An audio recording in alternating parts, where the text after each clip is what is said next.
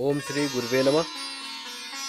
सनातन धर्म में 33 कोट देवी देवताओं का समावेश है। सभी देवी देवताओं का अपना अपना महत्व है। मार्गशीर्ष मास के कृष्ण पक्ष की अष्टमी तिथि को भगवान काल भैरव की जयंती मनाई जाती है। भगवान काल भैरव विशुद्ध तांत्रिक देवता हैं।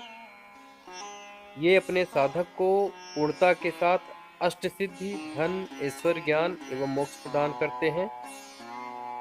काल भैरव के साधक के समक्ष काल भी अपने को अशक्त महसूस करता है, अर्थात काल पर इनका पूर्ण नियंत्रण है।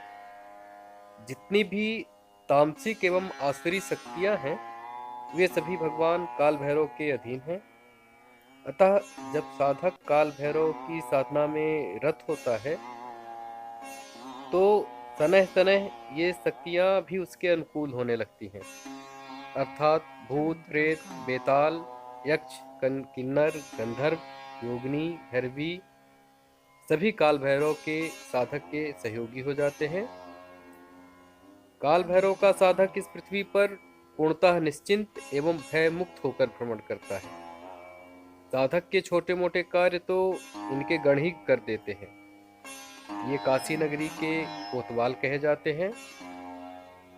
भगवान काल भैरव शीघ्र प्रसन्न होने वाले देव हैं। साधकों को मार्गशीर्ष माह की कृष्ण पक्ष की अष्टमी तिथि को इनका पूजन या साधना अवश्य करनी चाहिए। इस दिन पूजन करने से मनुष्य साल भर के विघ्नों से मुक्त हो जाता है। भगवान काल भैरव की साधना सात्विक, राजसिक एवं तामसिक तीनों रूपों में संपन्न की जाती है, परंतु जो गृहस्थ साधक हैं उनको उनके सात्विक स्वरूप की साधना करनी चाहिए। जो व्यक्ति प्रतिदिन काल भैरव देवता की 8 परिक्रमा करते हैं वे सभी पापों से मुक्त हो जाते हैं। मंगलवार, रविवार, अष्टमी एवं चतुर्दशी तिथि और अगहन अर्थात मार्गशीर्ष मास की अष्टमी तिथि तथा शिवरात्रि को इनका पूजन करने वाला मनुष्य समस्त पापों से मुक्त हो जाता है। आज मैं इन्हीं भगवान काल भैरव से संबंधित साधना आप लोगों के समक्ष प्रस्तुत कर रहा हूँ, जिसे आदि गुरु शंकराचार्य जी ने काशी पहुंचने पर संपन्न किया था। यह साधना स्त्रोतात्मक रूप में है एवं इसे काल भैरव अष्टक कहा जाता है। इस साधना में जब दिशा दक्षिण होनी चाहिए। लाल या काला आसन साधना में प्रयोग करना चाहिए। काल भैरव देवता की पूजा में लाल कनेर, गुड़हल एवं मंदार के पुष्पों का प्रयोग करना चाहिए। काल भैरव को उड़द की दाल से बने पदार्थ, जलेबी, नमकीन इत्यादि अत्यंत प्रिय हैं, अतः इन्हीं पदार्थों का भोग अर्पित करना चाहिए। भगवान काल भैरव को मदिरा अर्पित की जाती है, परंतु जब हम सात्विक साधना करते हैं तो मदिरा के स्थान पर कच्चे नारियल का पानी अर्पित करना चाहिए। साधना काल में कुत्तों को भोजन अवश्य देना चाहिए एवं कुत्तों को ना तो मारना चाहिए एवं ना परेशान करना चाहिए, क्योंकि कुत्ते भगवान काल भैरव के वाहन होते हैं, उनके अनुचर एवं गण हैं। ये साधना रात्रिकालीन साधना है। इसे रात्रि 9 बजे के बाद ही प्रारंभ करना चाहिए। रात्रि के समय स्नान आदि से शुद्ध होकर लाल या काले वस्त्र धारण करना चाहिए। यदि रुद्राक्ष माला आपके पास है तो गले में रुद्राक्ष माला अवश्य धारण करना चाहिए। काले या लाल ऊनी आसन पर दक्षिणाभिमुख होकर बैठना चाहिए।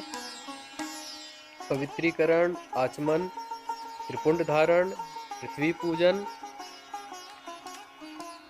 एवं दिशा बंधन करके विघ्न विनाशक भगवान गणेश एवं अपने गुरु का स्मरण करना चाहिए। इनका संक्षिप्त पंचोपचार पूजन करना चाहिए। तेल का दीपक एवं लोहवान की धूप प्रज्वलित करनी चाहिए और जब तक साधना चलती रहे तब तक इनको निरंतर प्रज्वलित रखे रहना चाहिए। मतलब तेल भी जलता रहे और धूप भी जलती रहे। इसके पश्चात यदि आपके पास भगवान काल भैरव का यंत्र है तो सर्वश्रेष्ठ है, और यदि यंत्र सरलता से प्राप्त न हो तो इनके चित्र या मूर्ति के ऊपर भी यह साधना संपन्न की जा सकती है। इनके यंत्र के ऊपर या विग्रह के सामने एक 8-मुखी रुद्राक्ष स्थापित कर देना चाहिए। काल भैरव के विग्रह एवं अष्टमुखी रुद्राक्ष का सिंदूर, अक्षत, धूप दीप इत्यादि से पूजन करें। लाल कनेर, गुड़हल या मंदार के पुष्प अर्पित करें। उड़द की दाल से बना नैवेद्य का भोग अर्पित करें।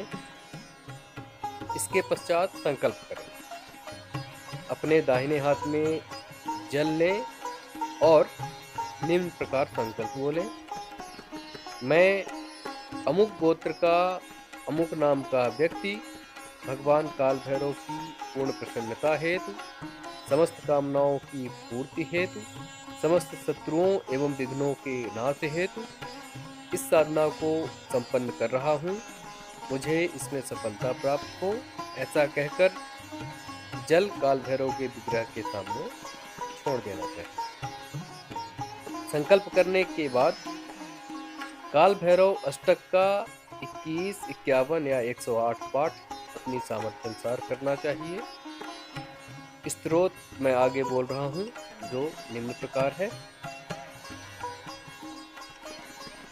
देवराज सेव्यमान पावनाघ्रि पंकजम व्याल यज्ञ सूत्र मिंदु शेखरम कृपाकरम नारदादि योग वृंद वंदितम दिगंबरम काशिका पुराधिनाथ काल भैरवम भजे भानुकोटि भास्वरम भवाभितारकम परम नीलकंठ मिप्सितार्थदायकम त्रिलोचनम काल कालांबुजाक्ष मक्ष शूलमक्षरम काशिका पुराधिनाथ काल भैरवम भजे शूल टंक काल दंड पाणि मादि कारणम श्याम काय मादि देवमक्षरम निरामयम भीम विक्रमम प्रभुम विचित्र तांडव प्रियम काशिका पुराधिनाथ काल भैरवम भजे भुक्ति मुक्तिदायकम प्रशस्त चारु विग्रहम भक्त वत्सलम स्थितम समस्त लोक विग्रहम विनिंग कणन मनो गहे मकिन्निनी लसत कटिम काशिका पुराधिनाथ काल भैरवम भजे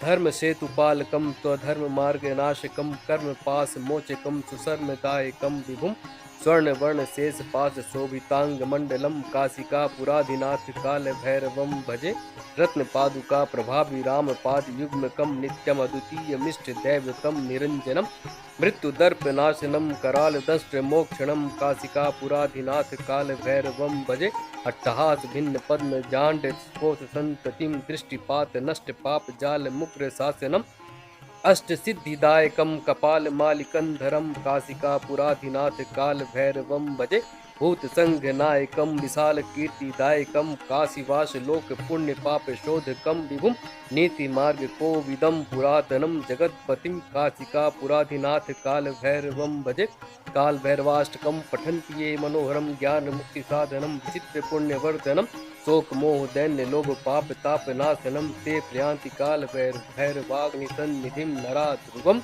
इति काल भैरवाष्टकम समाप्तम। जब समाप्ति के बाद जप का समर्पण भगवान काल भैरव के समक्ष अवश्य करना चाहिए एवं ओम चक्राय नमः मंत्र 3 बार बोलकर आसन के नीचे जल छोड़कर उसका प्रोक्षण कर माथे से स्पर्श करना चाहिए। अष्टमुखी रुद्राक्ष को साधना समाप्त होने के बाद अगले दिन काले धागे में पिरोकर गले में धारण कर लेना चाहिए। इस प्रकार आप इस विशिष्ट साधना को संपन्न कर सकते हैं एवं इससे संबंधित समस्त लाभों को महसूस कर सकते हैं। धन्यवाद।